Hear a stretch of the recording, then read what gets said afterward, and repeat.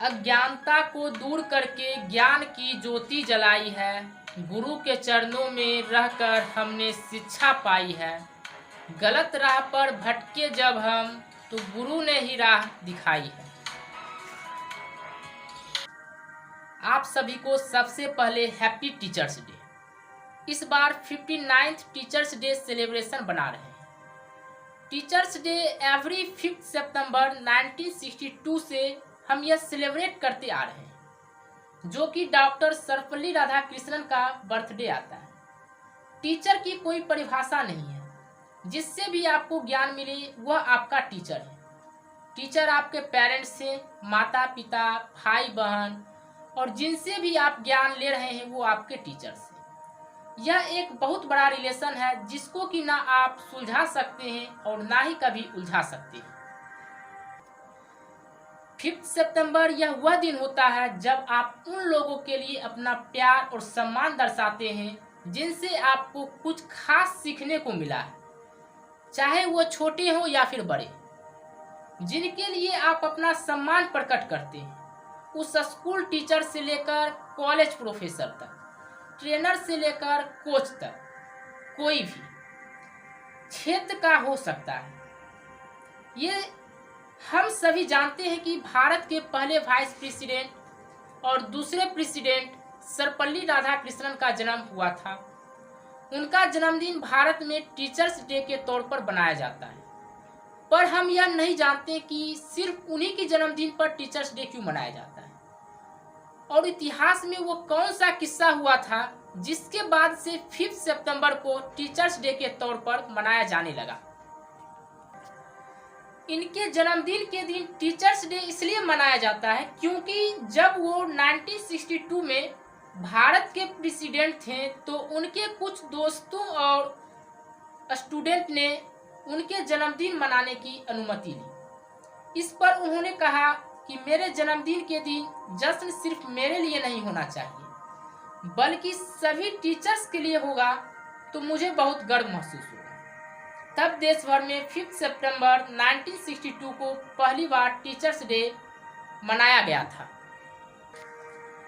और doctor Sarvepalli Radhakrishnan university of Madras से philosophy में स्टडी किए थे और उन्होंने हिंदू रिलीजन पर कई बुक भी लिखे, जैसे the philosophy of Rabindranath Tagore. उन्हें 14 बार Nobel prize of literature as nominate किया गया और उनको 11 बार नोबेल पीस ऑफ प्राइज के लिए नॉमिनेट हुए थे। उसके बाद उनको भारत का सर्वोच्च अवार्ड दिया गया, भारत रत्न। आगे चलकर 86 साल की उम्र में अप्रैल 17 को 1975 में उनकी डेथ हो गई। दोस्तों, मैं आपको बता दूं कि वैसे teachers day all over world में मनाया जाता है और वर्ल्ड टीचर्स डे जो होता है वो 5 अक्टूबर को मनाया जाता है। दुनिया के सभी महान व्यक्तियों का कहना है कि हम जब तक जिंदा हैं हमें तब तक जहां से मिले ज्ञान बटोरते रहना चाहिए। तो दोस्त, यह थी कहानी टीचर्स डे और सर्वपल्ली राधाकृष्णन की। तो दोस्तों, अब हम एक टीचर और एक स्टूडेंट के रिलेशन को एक स्टोरी के द्वारा समझाने का प्रयास करेंगे। तो अभी कुछ दिन पहले एक दोस्त आया और मुझसे बोलता है कि यार टीचर्स डे पर कुछ बोलना है। तो मैंने बोला बोल दूंगा। तो वो बोलता है कि कुछ ऐसा बोलना कि लोग तुझे याद रखें। तो मेरे मुंह से निकल गया कि क्या मैं सब कुछ सच बोल दूं? तो वो भी बोलता है कि हाँ बोल दे। तो आज मैं सब कुछ सच बोलने आया हूं और सच बोलना बहुत आसान होता है क्योंकि बचपन से लेकर आज तक जो भी हुआ बस उसे बताना है, बिना कुछ लिखे, बिना कुछ बनावट के, बस सब कुछ सच बताना है। तो चलिए शुरू करते हैं। एक बच्चे की मुलाकात एक शिक्षक से उस दिन होती है जो दिन थोड़ा सा अलग होती है क्योंकि उस दिन उसके माँ बाप एक रोते हुए बच्चे को अपने से दूर भागा रहे होते हैं। एक अनजान व्यक्ति के पास, और सच में वह उस दिन अपने माँ बाप से नफरत कर रहा होता है। तो वहीं से शुरू करते हैं। एक रोते हुए बच्चे को उसके माँ से दूर करने वाले भी आप थे, और कुछ ही दिनों में उसकी दूसरी माँ भी बनने वाले आप थे। उसको A for Apple, B for ball सिखाने वाले भी आप थे, और उसको इतने हक से डांटने वाले भी आप थे। उस छोटे बच्चे का पहला क्रश भी आप थे। जिंदगी में यह तब तक था जब तक जिंदगी में डर नहीं था। मेरा सबसे बड़ा खौफ आप थे, जब मैं पापा से ज्यादा आपसे डरने लगा था। मेरे सबसे पहले दुश्मन भी आप थे, जब मेरे दिल में आया ना सर कभी स्कूल से बाहर मिलो। मेरे पढ़ने की ख्वाहिश आप थे।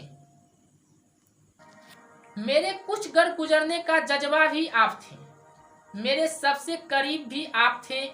मेरे सबसे करीब भी आप थे। मेरे घर का शिकायत लेकर आने वाले भी आप थे, और मेरी छोटे छोटे सफलता को बताने वाले भी आप थे। मेरे 5 मिनट लेट होने पर क्लास से बाहर निकालने वाले भी आप थे, और मुझे वक्त की अहमियत सिखाने वाले भी आप थे। और मुझे वक्त की अहमियत सिखाने वाले भी आप थे। आज मैं जो हूं उसे बनाने वाले भी आप थे। तुम हो तो यह अनुभव है। तुम जो रोज वक्त से 2-2 मिनट पहले आते हो, कायदे के किस्से सुनाते हो, वही गिनी चुनी पुरानी गलतियों पर पूरे रौब से चीखते चिल्लाते हो। तुम इतनी मोहब्बत कहाँ से लाते हो? हमें अभी भी याद है जब हम अपने क्लास की शुरुआत good morning ma'am, good morning sir, कुछ इसी तरह हम अपने टीचर को विश करके किया करते थे। जब टीचर सुनते थे बस एक ही बात बोलते थे, विश कर रहे हो या गाना गा रहे हो। खैर, वह कहते हैं ना, जिंदगी में हर कोई कुछ ना कुछ सीख जरूर देते हैं। उसी तरह यह टीचर भी हमें बहुत कुछ सिखाते हैं। बचपन से ये सही तरह चलना, सही तरह बोलना, उठना बैठना सिखाते हैं।